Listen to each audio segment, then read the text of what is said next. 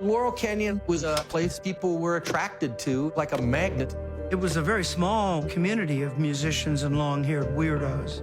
The Laurel Canyon neighborhood of Los Angeles may look like an idyllic community nestled in the Hollywood Hills, but it hides secrets no one can imagine. From Jim Morrison to Joni Mitchell, the who's who of the rock scene called Laurel Canyon is unpredictable. Join us as we uncover the hidden secrets about Laurel Canyon's rock and roll era. Laurel Canyon was not just a place, it was a mindset. Situated in the Hollywood Hills, it served as a sanctuary for artists, musicians, and individuals looking for inspiration. The area symbolized a realm where innovation thrived and individuals lived without the strict standards of conventional society. It evolved into a safe haven where musicians could freely express themselves without criticism, backed by a close-knit community that prioritized self-expression above everything else. In the early 1960s, a fresh wave of artists, influenced by the folk scene in Greenwich Village, headed towards Los Angeles. A good number of them were captivated by the natural allure of Laurel Canyon. While in close proximity to the lively Sunset Strip, the area's lower rental costs and peaceful ambiance made it a perfect escape for up-and-coming musicians. It was possible to rent a simple house for just $70 per month, which enabled artists to concentrate on their art without financial stress. Located in West Hollywood, the Troubadour is a renowned establishment where artists come together to exhibit their skills. Originally designed as a coffee shop for folk musicians, it soon transformed into a platform for up-and-coming performers, drawing in individuals looking to establish themselves in the music scene on the West Coast. In 1965, the Byrds rose to stardom after releasing their version of Bob Dylan's Mr. Tambourine Man, transforming folk music with a blend of rock elements. One of the Byrds' band members, Chris Hillman, discovered a residence on top of Kirkwood in Laurel Canyon. He stumbled upon the house unexpectedly while passing by the Canyon Country Store, a popular spot for the community. From the house, one could enjoy panoramic views of the city, including the glittering lights of Los Angeles at night. Shortly after, David Crosby and Roger McGuinn became part of the expanding group, transforming the Byrds into one of the first bands to establish roots in the canyon. Despite the presence of musicians in the region since the 1940s and 1950s, Laurel Canyon was transitioning into a creative hub for rock musicians. The Byrds, renowned for their unique harmonies and modernized folk sound, established the groundwork for the emergence of the California sound. With the decline in popularity of folk music, musicians started exploring different approaches to revamp their sound. Taking cues from the Byrds' innovative mix of rock and folk, other artists began combining catchy tunes with introspective words. The music landscape was evolving, and Laurel Canyon played a pivotal role in this shift. The Mamas and the Papas had risen to fame by 1966 thanks to their popular song California Dreamin'. Residing on Lookout Mountain, John and Michelle Phillips and Denny Dougherty embraced the essence of Laurel Canyon. Their house served as a hub for creative minds to collaborate, explore innovative music styles, and embrace the relaxed atmosphere of the canyon. Mama Cass Elliott, residing in the vicinity of Woodrow Wilson Drive, was actively involved in the neighborhood. Acting as both a musician and a guide, she provided assistance and motivation to other artists. Yet, under the facade of their seemingly peaceful coexistence, conflicts were simmering. Michelle Phillips and Denny Dougherty initiated a clandestine relationship, causing turmoil within the Mamas and the Papas. John Phillips reacted quickly and harshly upon uncovering the betrayal. Mama Cass, who had her feelings for Denny, was also deeply affected. The group's harmony deteriorated, leading to John and Denny leaving the shared home while Michelle stayed at Lookout Mountain. Eager to maintain the unity of the band, Michelle decided to put her pride aside in order to repair her bond with John, ensuring her position in the Mamas and the Papas. Even with internal tensions, the band pressed on, creating music that became emblematic of the time period. As the fame of Laurel Canyon continued to rise, it drew in more musicians, such as Love, fronted by Arthur Lee and Johnny Echols, who established themselves on Wonderland Avenue. Taking cues from the Byrds, they aimed for similar fame and successfully gained notice with their hit song, My Little Red Book, in 1966. The close community encouraged innovative partnerships, often leading to surprising outcomes. A few Love members had previous experience with the Grassroots, a band associated with a troubling period in Laurel Canyon. Additionally, the Monkees formed strong ties within the community. Stephen Stills, who was turned down for a TV role based on his appearance, suggested Peter Tork, who ultimately secured the role and catapulted the Monkees to fame. Despite being a TV creation, the band challenged the traditional boundaries between scripted celebrity and genuine musical talent. Tork, renowned for his quirky personality, enthusiastically embraced the carefree lifestyle of Laurel Canyon. Close by, Brian Wilson from the Beach Boys was working on Pet Sounds, 1966, an album that was considered groundbreaking and had an impact on the Beatles. Despite not living there full-time, Wilson often spent time with friends in Laurel Canyon because of its inspiring atmosphere. A serene residential area transformed into a significant cultural phenomenon that influenced the music scene. The musicians from Los Angeles made a lasting impact with their unique harmonies and deep lyrics, shaping the mindset of the era. Despite its reputation as a utopia for musicians, Laurel Canyon wasn't immune to darkness. Beneath its carefree surface lurked secrets and scandals that would eventually come to light. In 1966, Laurel Canyon had transformed into a central meeting place for upcoming musicians who were poised to make a mark on their generation. The Beach Boys, formerly the dominant figures in California's music landscape, were now navigating through a changing musical landscape. Brian Wilson, renowned for his unique artistic vision, was completely absorbed in his imaginative world. His residence, where he lived with his spouse Marilyn, reflected his unorthodox brilliance. When Michelle Phillips from the band The Mamas and the Papas went to their home, she was surprised to see that the living room was filled with sand. All that was in the room was a Steinway piano and a bench. Michelle asked Marilyn about it, and Marilyn nonchalantly mentioned that Brian was busy writing his best songs. This incident symbolized the change happening in music and society. In the year mentioned, Buffalo Springfield came onto the music scene with a sound that was quite distinctive. The change in their music style was evident. While earlier in the year, the Beach Boys were singing about California girls, Buffalo Springfield later released For What It's Worth, a song that captured the turbulent mood of the nation. Laurel Canyon, previously known for its easygoing melodies in the sunshine, was now becoming a hub for innovative and rebellious music. Buffalo Springfield originated when musicians gathered in Laurel Canyon, drawn to each other. Richie Furay, Stephen Stills, and Neil Young, who were neighbors and close companions, joined forces to form a band that encapsulated the increasing unrest of the time. Stills was motivated to write For What It's Worth after observing law enforcement mistreating young protesters against Sunset Strip's new curfew. The looming threat of being conscripted into the Vietnam War hung over the young men in the canyon, and their music mirrored a deepening feeling of disappointment. Laurel Canyon was initially viewed as a retreat, but it gradually transformed into a hub for artists determined to address the evolving times. While the community spirit persisted, there was a newfound sense of passion driving the music being produced. The Doors relocated to Laurel Canyon just as they were becoming popular. Jim Morrison and his partner Pamela Corson resided near the Canyon Country Store on Rothdale Trail. Their connection was filled with fervor and unpredictability, particularly during times when Morrison indulged in alcohol. Robbie Krieger and John Densmore resided in the vicinity of Lookout Mountain, with Ray Manzarek frequently contemplating the strong bond Morrison shared with Pamela. The intense dynamic between them, driven by both creativity and destructive behaviors, became a topic of mythical significance. Morrison found inspiration in the world around him. While observing the sunrise over the canyon, he composed, "People Are Strange." Love Street was influenced by the Country Store, a hub for musicians and artists. Even as he gained popularity, Morrison frequently rode his bicycle through the canyon, reveling in the sense of liberation the environment provided. Despite his public persona, his hidden flaws often emerged. Bobby Klein, a photographer, remembered a night when Pamela sought refuge at his house, alleging that Jim had trapped her in a closet and lit it on fire. According to Pamela, Jim had found out about her involvement with a self-proclaimed prince who provided her with illegal substances. Morrison detested illegal substances and could have been attempting to shock her into stopping. This turbulent episode, which was later retold to Oliver Stone, was depicted in the movie The Doors. Frank Zappa, and the Mothers of Invention introduced a unique atmosphere to Laurel Canyon. They resided temporarily in a log cabin on Laurel Canyon Road before leaving due to its rundown state and fire risks. Zappa later relocated to Woodrow Wilson Drive, where he continued to be a prominent member of the neighborhood.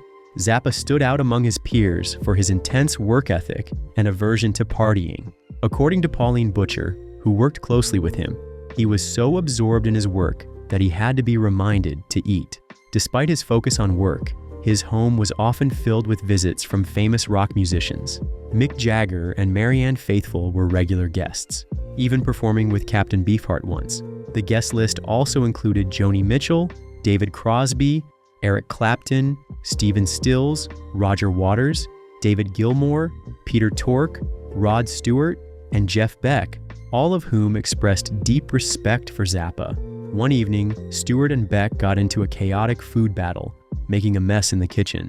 Despite Zappa's stern demeanor, his house was a safe haven for music legends, attracted by the lively atmosphere of Laurel Canyon. Alice Cooper came to Los Angeles from Phoenix with a strong desire to leave a mark. On one occasion, his band performed at a party with The Doors, Buffalo Springfield, and Love. The crowd consisted of familiar faces from Laurel Canyon and was completely engulfed in a tranquil and loving atmosphere due to the effects of acid. The audience was thrown into a frenzy by the band's performance, filled with horror elements. The eerie lighting and grotesque figures caused many attendees to leave the venue in a hurry. When the set finally ended, only 3 individuals were left: Frank Zappa, Shep Gordon, and a member of the GTOs. Zappa was intrigued by what he witnessed and recognized the talent in the bold performance, ultimately leading him to offer Alice Cooper a record deal. So what other amazing events happened here? Keep watching to find out. In the late 1960s, Laurel Canyon transformed into more than just a residential area. It became the epicenter of a groundbreaking musical movement. Situated in the hills overlooking Los Angeles, this neighborhood was where many of the era's most prominent musicians resided. Those who lived on its quiet streets were inspired by the natural splendor of the canyon and the innovative atmosphere that permeated the community. David Crosby was among the numerous musicians who decided to settle in Laurel Canyon as their residents. During a visit to Florida in 1967, he came across a talented young singer-songwriter named Joni Mitchell. Enthralled by her vocals and aura, he asked her to come to California. Their brief connection played a significant role in Joni's introduction to the music scene in Laurel Canyon. Upon arriving in California, Joni was embraced by Crosby and his group of musical companions. During a get-together at Mama Cass Elliott's residence, she serenaded a small audience consisting of Eric Clapton, Mickey Dolenz, and other artists. Clapton, renowned for his skillful playing, was captivated as he observed Joni effortlessly strumming the guitar in her unique, open tunings. Even though Joni's love affair with Crosby came to an end, when she found out he was reviving an old romance, she used her feelings to inspire her songwriting. She then performed a song about their separation at a gathering at Peter Tork's residence, revealing to everyone present what had happened between them. Despite their romantic separation, Crosby still backed Joni in her music career by overseeing the production of her first album, Song to a Seagull. Joni Mitchell quickly adapted to the laid-back lifestyle of Laurel Canyon, drawing creative energy from its distinctive ambiance. She enjoyed a stunning view from her dining room of Frank Zappa's Duck Pond, where locals would freely take a dip without worrying about being watched. The area was buzzing with music, with the sound of Buffalo Springfield practicing echoing through the hills, and the air filled with the fragrant blend of eucalyptus and wildflowers. She first crossed paths with Graham Nash from the Hollies when she was living in Laurel Canyon. They hit it off right away, and he decided to leave his band in the UK to be with her. Being with Joni brought Nash a newfound sense of joy, inspiration, and liberation that he had never known before. Laurel Canyon was not only known for romantic tales, but also for being a hub of iconic music partnerships. During a gathering at Mama Cass's home, David Crosby, Stephen Stills, and Graham Nash sang together for the first time, creating an instant spark of brilliance. Their harmonies were so distinctive and captivating that they realized right away they had stumbled upon something exceptional. Shortly thereafter, Neil Young became a part of the group, incorporating his unique guitar techniques into their sound. This collaboration solidified Crosby, Stills, Nash, and Young as an influential force in music during that period. Their songs resonated with the spirit of the counterculture, fusing elements of folk, rock, and social change to create enduring classics. While staying with Joni, Graham Nash composed the song Our House, capturing the essence of their harmonious domestic life.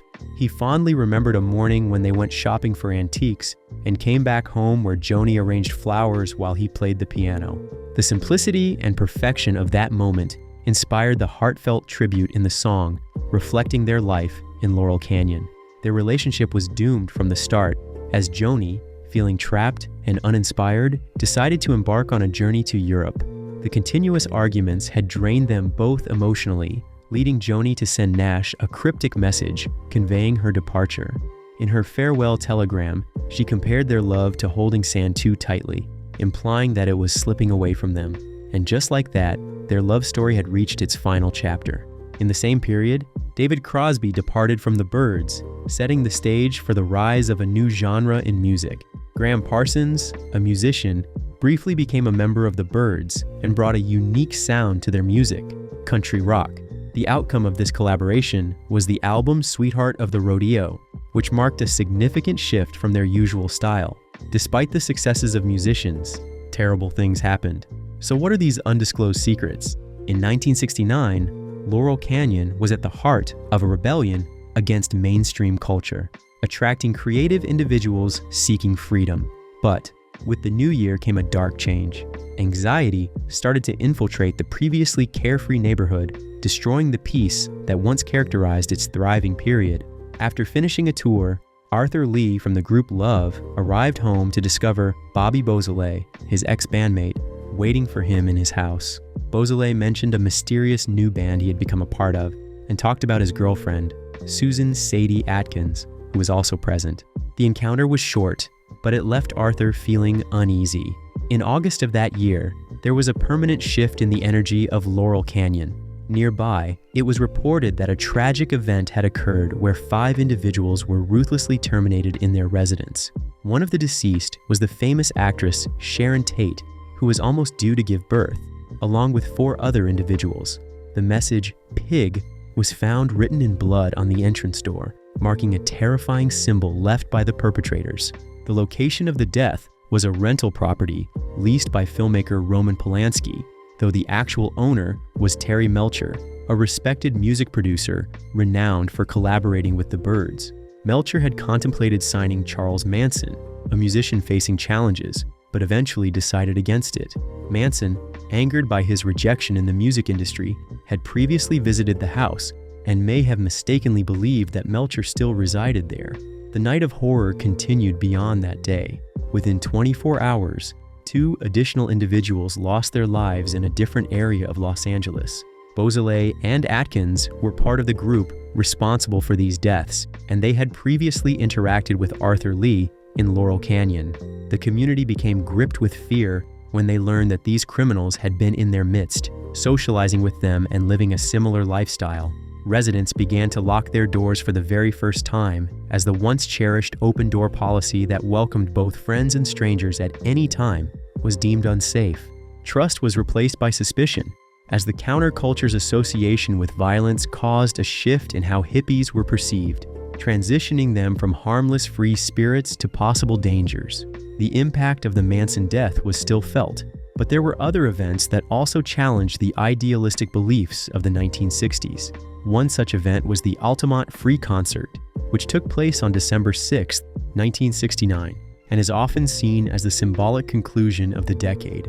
The Rolling Stones and the Grateful Dead collaborated to host a festival that was meant to rival Woodstock on the West Coast, promoting harmony and music. Nevertheless, Altamont quickly revealed itself to be a unique and distinct event from the start. Crosby, Stills, Nash & Young, and the Flying Burrito Brothers, who had strong ties to Laurel Canyon, were included in the roster. However, things took a turn for the worse at the event. The Rolling Stones made a risky choice by enlisting the Hells Angels motorcycle gang for security, paying them with beer. This led to an unstable and disorderly environment. At the conclusion of the evening, a total of 4 individuals had perished, with one being a youthful individual who who met a fatal end via a stabbing incident in plain view of the Rolling Stones' live performance. Numerous others sustained injuries during the chaotic event. The Grateful Dead made the decision to cancel their performance upon recognizing the potential risks involved. What was intended to be a celebratory farewell to the decade ultimately took a dark turn, ending up as a representation of its decline. In the early 1970s, Laurel Canyon underwent a transformation. Formerly a sanctuary for bohemian musicians, the area now accommodated a different breed of vagabonds referred to as skippies. Unlike the hippies of the previous decade, these newcomers rejected conventional obligations such as employment, housing expenses, and schooling. As per the Los Angeles Times, they took over vacant structures and were accused of causing an increase in criminal activities, such as thefts and wildfires. The era of unsecured doors and accessible homes was coming to a close. Numerous influential musicians who had played a significant role in the canyon's prosperous period left in pursuit of seclusion, while a fresh wave of individuals was starting to arrive, a group that would shape the forthcoming 10 years. In the late 1960s, up-and-coming artists were beginning to make their homes in Laurel Canyon, with Jackson Browne residing in the laundry room of Billy James, an A&R executive at Columbia Records. Despite his youth, Browne showed an extraordinary gift for writing songs, with these days being written when he was only 16 years old. Living in close proximity to Glenn Frey, the two musicians frequently listened in on each other's creative processes, building a sense of friendship that echoed the essence of the canyon. Frey will always remember his first experience in the scene. When he arrived in California, he saw David Crosby outside the Canyon Country Store, looking just like he did on the Byrds album cover. The following day, he crossed paths with J.D. Souther, who would later become a partner in his music endeavors. In the early 1970s, Frey and Don Henley relocated to Ridpath Drive. They began as backup singers for Linda Ronstadt, but recognized their strong creative connection and decided to establish the Eagles. Their debut hit, Take It Easy, represented the collaborative spirit of Laurel Canyon. While the song was initially started by Jackson Browne, Frey contributed the famous line, "It's a girl, my lord, in a flatbed Ford," when Browne had difficulty finishing the lyric. Ronstadt's career had been on the rise ever since her time with the Stone Ponies, achieving success with the song Different Drum, penned by Michael Nesmith from the Monkees. When she moved on to pursue a solo path, she established herself as a regular presence in Laurel Canyon, performing frequently at the Troubadour. Following a show, J.D. Souther approached her and requested that she prepare a meal for him. She agreed, and their connection quickly evolved into a romantic relationship. Their personal and professional partnership led to some of Ronstadt's most popular songs, such as Faithless Love and Prisoner in Disguise. In 1973, Lowell George, a member of the band Little Feat, resided in Laurel Canyon following his departure from Frank Zappa's band due to a mention of illegal substance in a song. Despite this, Zappa assisted George in obtaining a record deal. The track Willing by Little Feat became a favorite among fans before Linda Ronstadt brought it to mainstream attention with her album Heart Like a Wheel. In the meantime, Carole King discovered her unique sound while residing in Laurel Canyon. Her album Tapestry, released in 1971, achieved remarkable success in sales. The album cover, featuring King barefoot at home with a cat in the background, perfectly represented the artistic spirit of the canyon. In the late 1970s, there was a transformation in Laurel Canyon. The inexpensive bungalows that were once there had now turned into expensive homes, making it difficult for new artists to afford living there. The collaborative and imaginative atmosphere in the area was replaced by a focus on financial success and the stress that comes with it. Joni Mitchell once came across a written description that highlighted the unique and unconventional nature of California. If you ask anyone who lives in Laurel Canyon, they will surely mention Lookout Mountain. She purchased a residence in that location, yet the enchantment had disappeared. The melodies persisted, however. The time period that gave rise to them had vanished. If you enjoyed this video, like and subscribe, and also click the next video shown on your screen.